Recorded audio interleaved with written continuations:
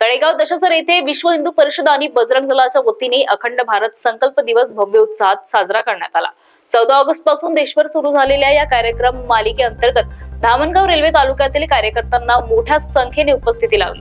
कार्यक्रमाची सुरुवात अखंड भारत माता छत्रपती शिवाजी महाराज आणि प्रभू श्रीरामचंद्र यांच्या प्रतिमेच्या पूजनाने झाली। प्रमुख वक्ते म्हणून जिल्हा सहमंत्री मयूर पिसे यांनी मार्गदर्शन केले। अध्यक्षस्थानी ॲडव्होकेट विवेक सराफ होते। प्रमुख पाहुणे म्हणून पंडित शिवम मिश्रा, आनंद देशमुख, अविनाश बाबरे आदी उपस्थित होते। आपल्या भाषणात मयूर पिसे यांनी भारत अखंड करण्यासाठी आणि परम वैभव प्राप्त करून देण्यासाठी देशातील प्रत्येक भारतीयाने पुढे येण्याचे आवाहन केले। कार्यक्रमाचा समारोप महाआरती व जयघोषाने झाला। सूत्रसंचालन लोकेश निंबर्ते यांनी केले तर आयोजनात कार्यकर्त्यांनी उत्स्फूर्त प्रयत्न केले। महाराष्ट्र टीव्ही 24 करिता सचिन करडे, अमरावती।